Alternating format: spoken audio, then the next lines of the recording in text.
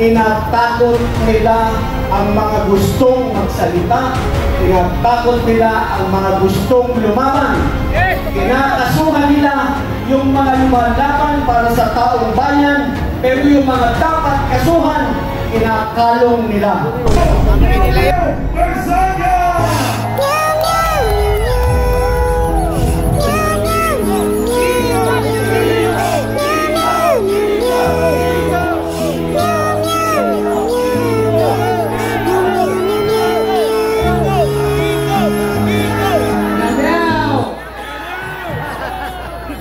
Naglaglagan na sa Malacanang. Si Zelko, nilaglag na si Marcos at si Romualdez. Naglagan na! Yung executive secretary, nilaglag na ni Marcos. Hindi na nila alam ang ginagawa nila. Pero alam naman natin, hindi talaga alam ni Marcos kung anong ginagawa niya, kaya ganito ang ekonomiya ng ating bansa. Wala na silang plan! Lahat tayo sumuporta noon. Lahat tayo binigyan natin siya ng pagkakataon na baguhin ang ginawa ng pamilya niya, ang legacy ng ama niya, Marcos legacy. Pero sinayang niya lang. Yung Duterte family, binigyan siya ng pagkakataon, sinuportahan siya, binigyan siya ng tiwala, at pinakulong lang niya ang dating presidente na ginawa siyang president. He imprisoned the man who trusted him and the man who gave him the faith in leading the country. So dati ang sigaw natin BBM, ngayon ang sigaw natin Marcos resign! Marcos resign! Marcos resign! Marcos resign! Kasi wala nang kinabukasan ang ating bansa sa pamamalakad ni President Bongbong Marcos. Mag-resign ka na, ang dami mo nang ninakaw sa amin, ang dami nyo nang ninakaw, ang dami nang namatay, nagpa-party-party ka lang, na kumakain ka lang, natulog ka lang sa Malacanang habang binabaha at nagugutom ang iyong mga nasasakupan. Justicia para sa Pilipinas, BBM resign, Marcos resign! Marcos resign! Marcos resign! Thank you everyone and God bless.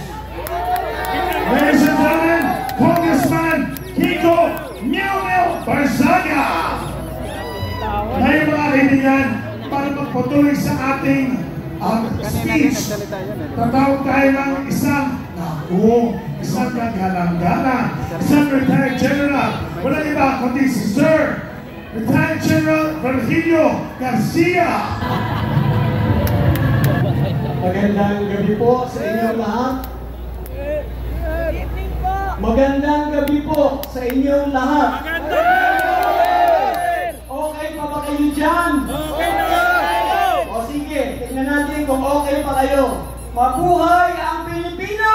Mabuhay! Mabuhay ang Pilipinas! Mabuhay! Alright. Mabuhay ang Pilipino! Maraming buhaya! Ano ko sa inyo? Tanga ba ang Pilipino? Hindi ko marinig. Tanga ba ang Pilipino? Pipi ba ang Pilipino? Tama yan. Sapagkat unang-una sasabihin ko sa inyo, tinatakot nila ang mga gustong magsalita, tinatakot nila ang mga gustong lumaban. Kinakasuhan nila yung mga lumalaban para sa taong bayan, pero yung mga dapat kasuhan, kinakalong nila. Sabi ko sa mga kasamahan natin, huwag kayong matakot dahil tayong lahat may karapatang magsalita. Lahat tayo may karapatang lumaban. Lahat tayo may karapatang manindigan. Bakit tayo nandito? Para sa katotohanan, para sa pananagutan. Ako, para sa mga batang nalunod sa baha na walang laban dahil sa kasakiman. Yung mga ama na hindi na uuwi, yung mga kapatid na hindi na makikita muli, hindi nyo na matinilig, hindi nyo na mayayakap, walang laban.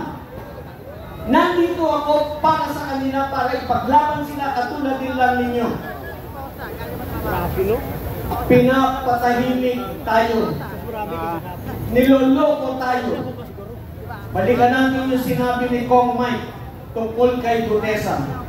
Ngayong si Gutesa ay mayroon ng bagong salaysay. Wala na bang silbi ang una niyang salaysay? Meron, At isa pa po iyon. Hindi po yun nagbago. Kung ano yung una niyang sinabi, yun pa rin yun. Lalo na sinubundahan siya ni Saldico. Yes! Alright, corroborated yung kanyang statement. Natatakot na sila kaya ganyan ang ginagawa nila.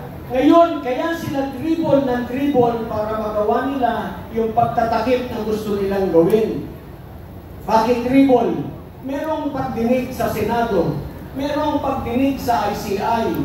Pagkatapos niyan, may pagdinig din sa DOT, sa Department of Transportation, as DPWH. Pagkatapos meron din, magkakaroon pa rin ng pagdinig sa ombudsman bago sila makapag-file ng kaso. Ang haba ng dribble, may kaso agad, wala pang kaso yung mga dapat kasuhan, pero yung katulad ni General Pokis, kinasuhan na.